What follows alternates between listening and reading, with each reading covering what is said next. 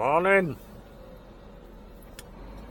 Today we're going down to South Elmsall, Pontefract near Wakefield. We've got a double deck trailer on today, 16 foot high, so that'll be a little bit careful with this. A lot of people don't like them, but my first job that I had when I passed my test was with a double deck, so I'm alright with them. Now we're going through Tyne Tunnel, which a lot of people will go, are you mad going through there with a double deck on? It will fit, just. If you've got anything higher than 16 foot, I wouldn't advise it. A George truck got stuck in there a while ago. I think he was 17 foot, and he got himself wedged in Northbound tunnel. I bet his boss wasn't pleased about that. Now, the main thing is, we've got a bridge down here, which in lane 2 here, it's 16 foot 6. In lane 1, it's 15 foot 9. Unfortunately, there's not a lot of traffic because you want to try getting in lane 2 when it's busy down here. They don't like letting you in. But you'll see in a minute the warning signs on the bridge. Look at that, up the inside and then straight in front. You know, some people just can't help themselves. And he's only going to get stuck behind cars in front of him. And you can't change lanes in tunnel, so there you go. There's the warning sign for the bridge. Now, regardless of what height trailer I've got on, I try to come in lane 2 all the time because it's just good practice. That way, if you do get a double deck on, you're not going to forget. As you can see, my sat-nav's giving me warning for low bridge. It's generally pretty good like that. I'm going to slow it down, try and get in. Where's he going? Oh, he's going to pull over that tipper.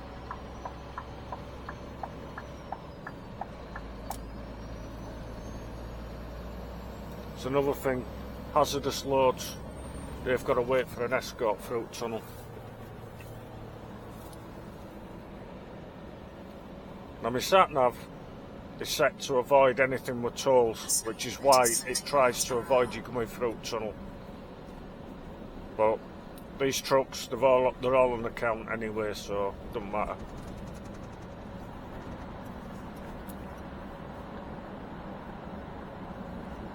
As you can see, it looks pretty low and you get nervous when you come near these fans.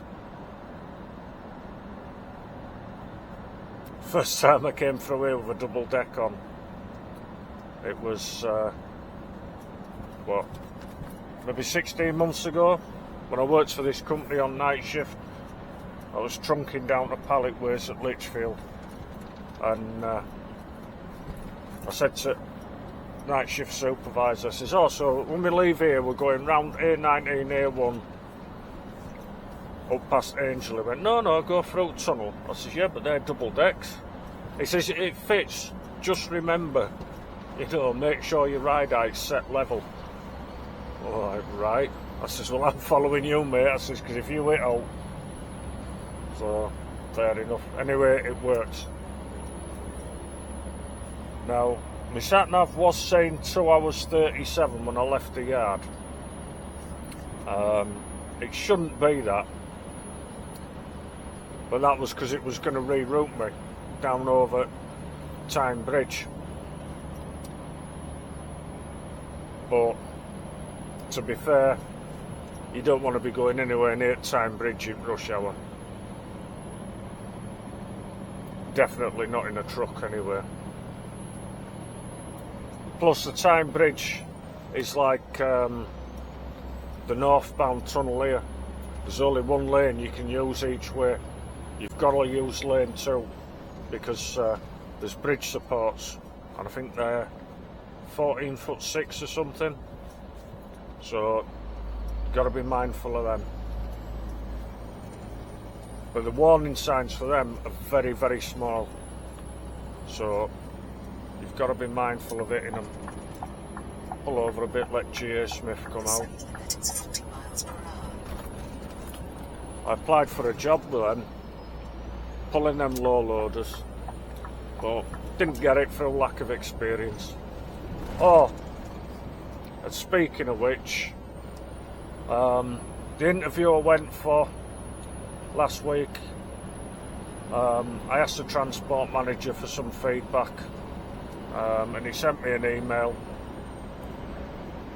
which I got yesterday, and he said if I could hire you on positive attitude and enthusiasm alone, you'd have a job tomorrow.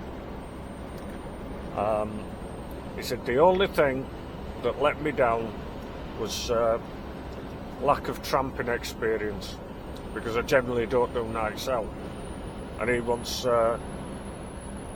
because it's nationwide, you can be anywhere from Aberdeen to Southampton all in the same week, and he says basically what he needs is somebody who can hit the ground running, you know, knows where to park, everything. So in a nutshell, he said go get yourself some tramping experience and then come and see me and you'll have a job. So it wasn't a straightforward no, but he said overall keep doing what you're doing. I'm doing everything right. So at first I was a little bit disappointed, but you've got to see the positives in it. I mean, that's a company where most people don't even get to interview stage, and I did. And it's just one little thing that let me down. No tramping experience. So there you go. It's what it is. So I can take that on chin, you know, not be disheartened about it. And this is another thing, when you go for job interviews and all this, don't be afraid to ask them for some feedback, because that way you know why you didn't get the job. You know, if there's a specific reason, whether it's lack of experience, whatever, then you know, and you can take that away and you can work on that. You know, it's all like constructive criticism. So, you know, look at it that way. So, like I say, I've still got other irons in the fire, but that's one for the future. If I do get tramping experience, that's a place I would definitely go to.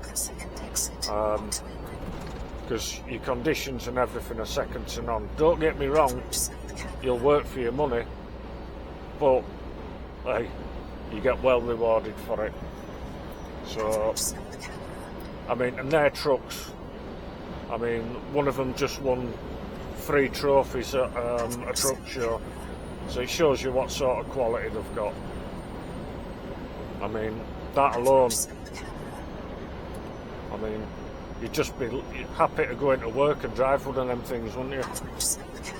And then, money-wise, well, you're not going to get much better than that. Not in North East anyway. Well, that's, to me, that's just a bonus, you know. Right, I'm going to crack on. I'm debating whether to cut across to A1 and go for some breakfast or just crack on down to A19. We'll see. But I'll probably be in Wakefield for 10 o'clock anyway, so I'm not in no rush. Alright, catch you in a bit.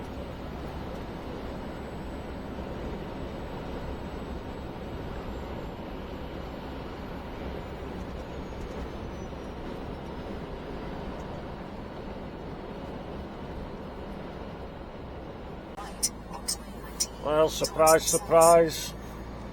Coming up to Tees Viaduct and it's heavy traffic again. Starting to move now, but been a snail's pace. There was 2 accidents here yesterday. Well, yesterday evening. One just here, southbound, caused by rubberneckers running back of an Arctic, because in the northbound carriageway, just where you're going to see this slip road round there, a Fiesta had tried cutting up an Arctic and lost. The Arctic spun it into these barriers here, pushed it about 100 yards, spun it round. So the Arctic ended up parked around just where that ambulance is there. The car was piled just where that slip road is there, in barriers. Now, I'm guessing, maybe I shouldn't speculate, but I'm guessing the car had come flying over Brower Hill, wanted to be down that slip road, and left it right till last minute. And I've had it here countless times. You can see how long the filter lane is there. Why don't they get in sooner? No, they've got to leave it till last minute, haven't they? This is why accidents happen. And personally, when you're up here, I would say it's one of the last places on earth you want to be in an accident. Because them barriers are pretty strong, but do you really want to test it? I certainly don't. So, but yeah, the 16'6" on, well, 16-foot trailer. Tees Viaduct's alright today, and this is a curtain sider, by the way. If it was windy, no, I'd have cut across to the A1, I wouldn't have come over here. It would get hairy. But,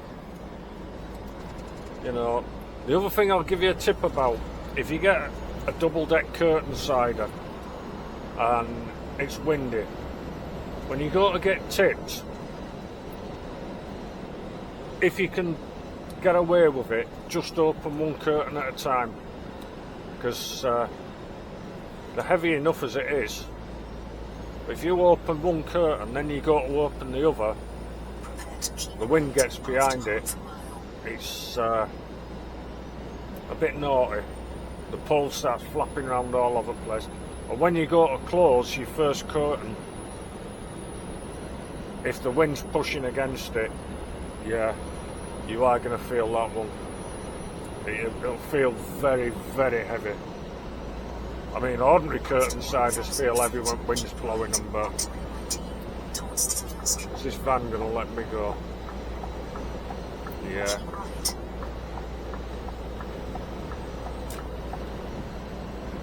But yeah, watch what you're doing with curtain siders in wind, because yeah, they can be a bit naughty, especially if you're lifting the pole out. So don't unclip everything before you lift the pole out. How I do it is, I'll undo 4 clips, then lift the pole, and then work my way away from the pole. And then that way, if the wind does catch it, I've got distance between me and the pole. Where's he going this minute? Fucking indicated wrong way. Honestly, there are some complete dicks. And I seem to attract them all. Right, crack on to Wakefield. Here we are, A1 southbound at Darrington, the infamous roadworks. As you can see in that mirror, the tailback goes all the way back to Ferry Bridge, at least. I'm just waiting. Oh, There's a truck back there, he's stopping the queue jumpers. Haha, nice one, mate. Because they do come flying down and then nothing moves where they're all trying to filter in at last minute. So that Arctic back there, he's stopping them doing it. Hence, things are actually moving. This is what happens, they all come down to this 200-yard marker mark. They all try and get in at once. Nothing happens. And these roadworks have been here just shy of 2 years now, and I've no idea when they're going to finish.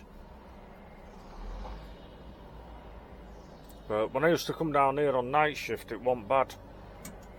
But any time of day, any time after 6 o'clock in the morning, it's just an utter nightmare. But if it's the only way you can go, it's the only way you can go. I've got 3.9 miles before I come off. So I've just got to live with this. I'm guessing the contraflow's still on as well. And if it is, that's just a pain as well. Not too bad during the day, but gets a bit tight in pitch black when you've got stuff coming other way and dazzling you. You've got to be careful as well, because when it says speed cameras, there are cameras. So just be mindful. So if you are heading up to Yorkshire, up the A1, just be mindful of this area. Quite often,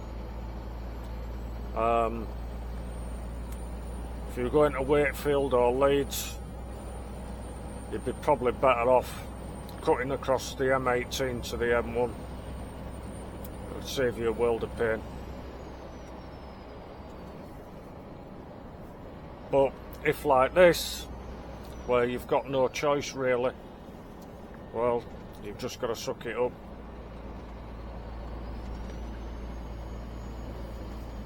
But yeah, if you are planning on becoming an HGV driver, well, this is one of the things you've got to look forward to. And when these roadworks first started, quite often it'll be closed round here and you get no warnings. So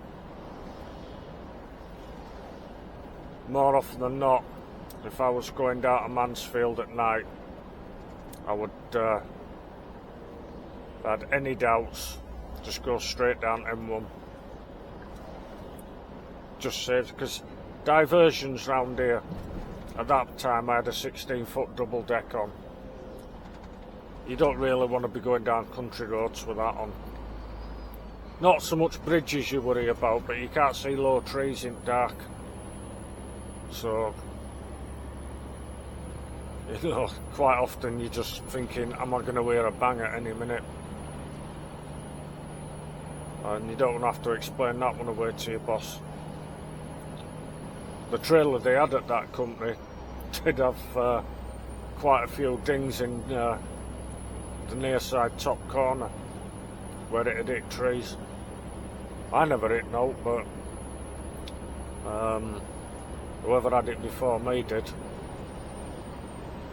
Well, hey, if in doubt, slow it down. So, right, 1.9 miles to go before we come off. I've not been here before, so it's going to be something new. I've not had a break yet, so hopefully there might be a nice butty van or something on this industrial estate. Hopefully one that does something healthy. Right, crack on and hopefully get out of these roadworks quick. Oh well, I was wrong. I have been down here before. one night when the A1 was shut, and we had to have a diversion down this way, and it took us, I think it was 2 junctions down. So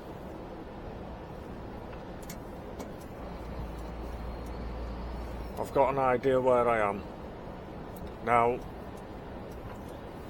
I've just passed a massive tailback northbound on the M1 for them roadworks, so that could be a big delay.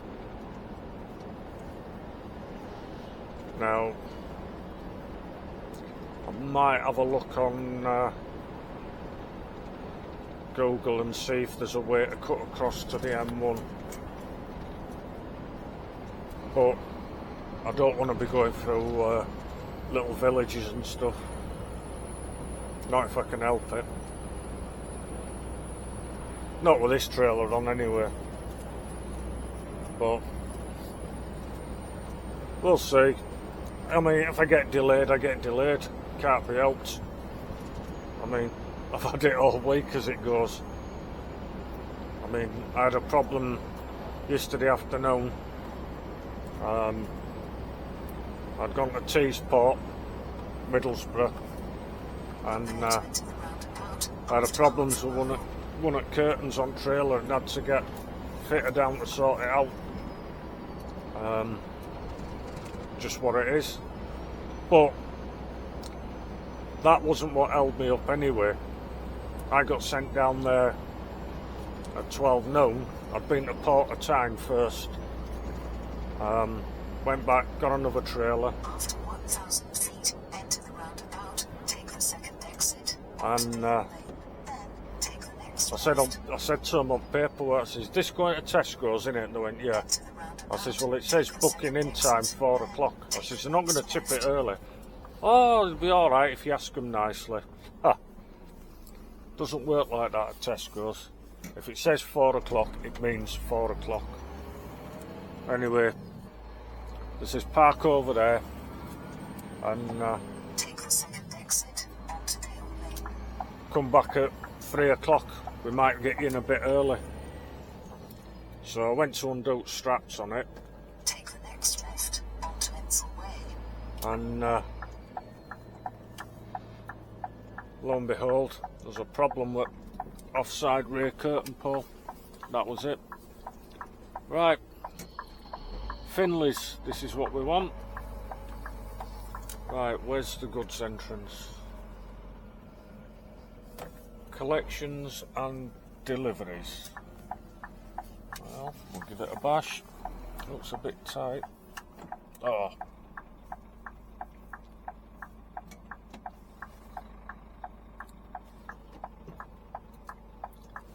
Right, I'm not getting in there. I'm going to turn around and then find somewhere to park up and come back and ask them. Common sense. You arrive at destination on the left after a Right, I'll find somewhere to turn around and then go see somebody. See you in a bit. Right, we are tipped at South Elmsall. 43 pallets is taken off me, which isn't quite a full load. Full load on one of these is 52. So you can imagine it had some weight on it. Right, one-way system to get out of here. See about getting the swing on to get round this barrier.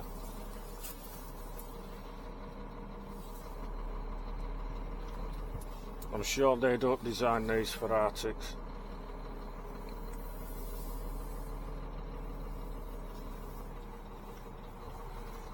Loads of room, loads of room.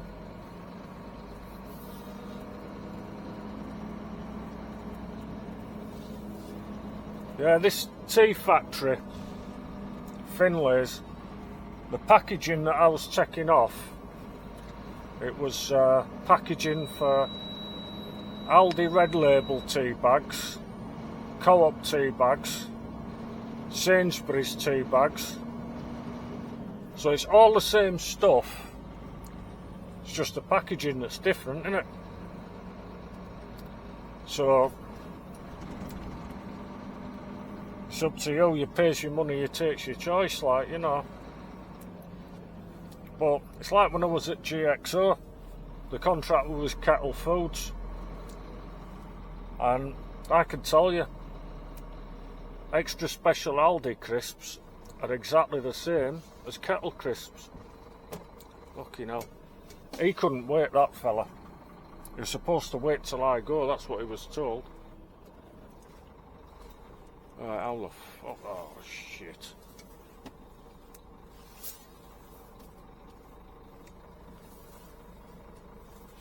I should have let him spin me round in that yard.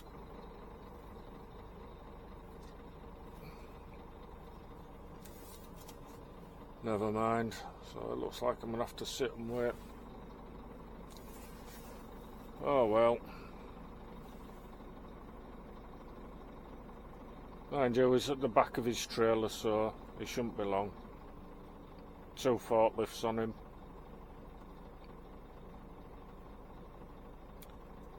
Come on fella, get your straps on.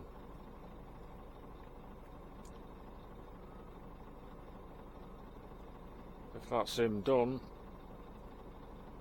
then I can get out.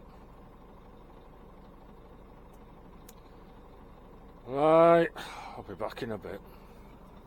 Now we're cooking. He's got his curtains done. Let's go.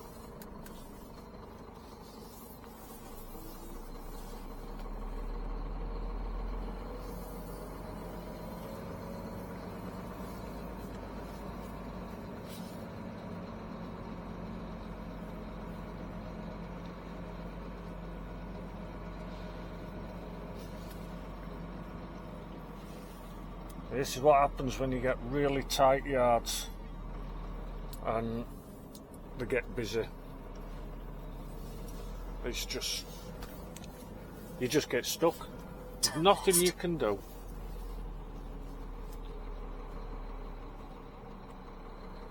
Obviously you've got to get a nice wide swing on that to miss that bollard, but then you've got to watch your headboard kicking out like that in case it hits anything else.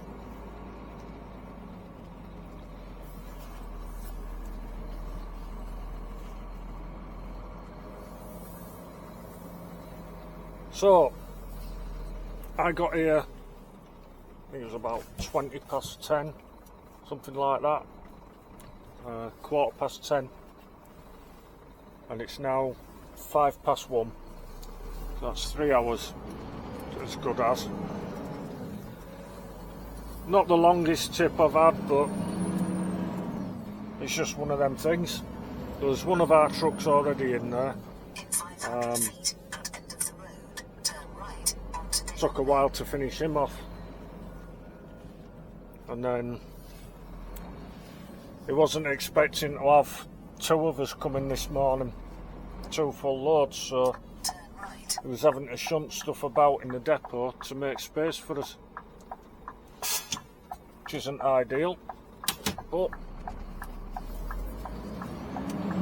somebody should have warned him that 2 of us were coming, but obviously they didn't.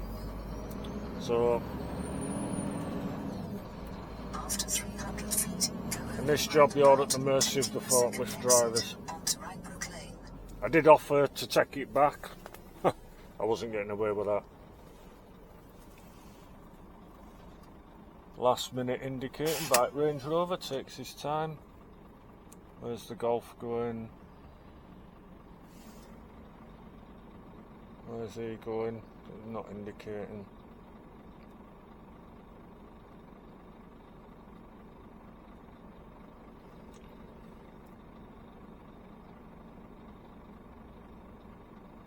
So yes, we'll be straight back on the A1, but straight into the roadworks traffic. So we're going to be delayed.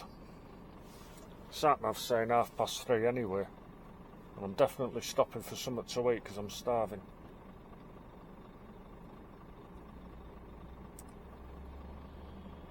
Spend half your life sitting at roadworks. Where's he going? MAN on trade plates, obviously getting delivered somewhere. Right, let's go. Take the second exit onto Whitebrook Lane.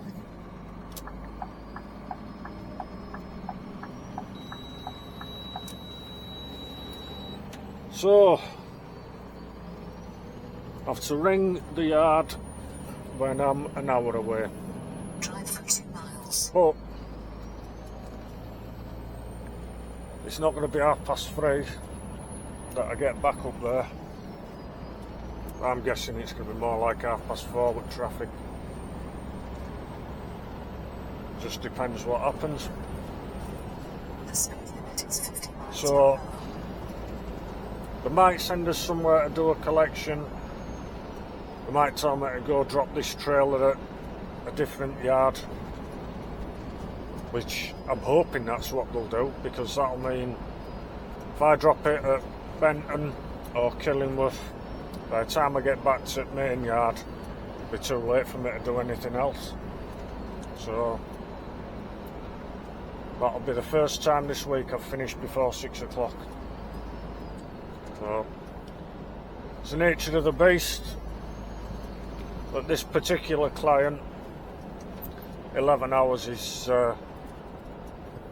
pretty much the usual. 12 hours isn't anything out of the ordinary. I think the longest shift I've done for him was 14, maybe just over 14. That was a long night, that, because I had to be in an hour early next day. So I was not impressed. Well, that's the job. If you get delayed, you get delayed. Nothing you can do about it. So you just got to put up, smile sweetly, and get on with it. I mean, there's nothing 9 to 5 in this job.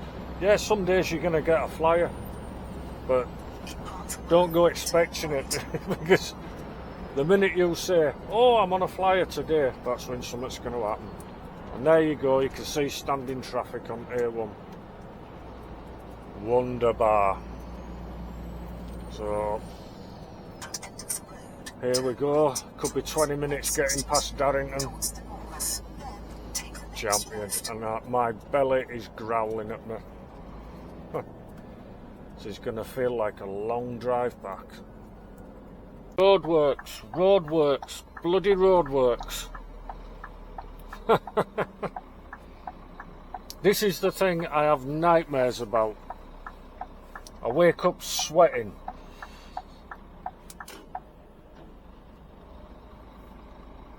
You know, as far as the eye can see, nothing but standing traffic. Now, fortunately, I've got 4 hours 21 minutes left on my drive time, so I'm not going to be anywhere near that. But on the other hand, if it takes me over 3 hours, which it shouldn't, but if it does, that's going to mean, well, I can't send me somewhere else without having another break, can I? Because then I would be out of time. So we'll see. I can't see me doing a trailer swap anywhere, because I've only got limited numbers of double decks. So if they do want me to get loaded, well, I'm hoping they don't, because 52 pallets, I don't want to be doing that. Not at tea time. That will make a late finish. So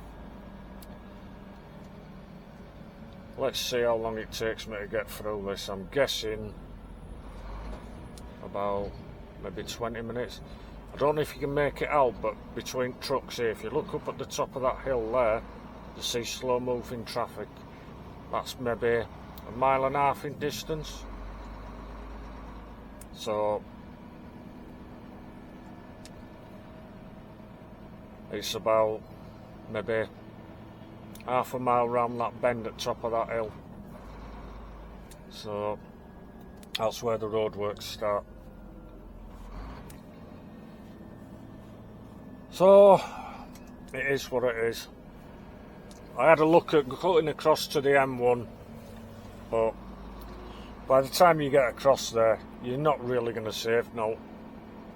You know, so we're just pointless. And then you've got the pain of getting through small villages and built up areas. So you might as well just come this way and just take it on chin, like, you know. It is what it is. Right, see how long it takes to get through this shit. We're back at the Tyne Tunnel northbound, and we're having to wait for that petrol tanker to go through because they need an escort. You know, being hazardous and all of that. Now, the northbound tunnel is a bit different to the southbound. If you look in front, you'll see these bells on the top, the height limits.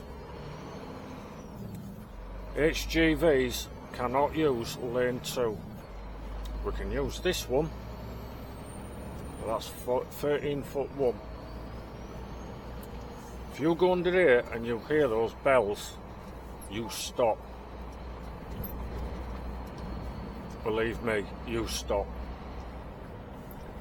So, at this moment, GPS signal lost. I am quite nervous having a double deck on in here, because it's lower than the southbound tunnel. We can make it, or I have done before with a double deck on, when we was on night shift doing palletways, but you have to be very careful. You really don't want to stray anywhere near lane 2. So, and then when you come to the end, it tightens up on itself. Your instinct is to give it a wide swing, but you do not go over that line. And you're going to be very close to this wall here. So, I mean, you get used to it, but you're still wary of it, if you know what I mean. And this tunnel's a mile long, and it feels like the longest mile of the day. It's just one of them places that I don't like. It's, call it paranoia if you like, but you know, being an agency driver, you get sent to that many places where you have an induction and you've got to do questionnaires or watch videos about bridge strikes and stuff, and technically if you hit the roof in here, it's a bridge strike, even though you're underground, like, you know. And if you hit anything in here, it's the same as a bridge strike. You're up in front of the traffic commissioner, and it's quite common for people to lose a licence for that.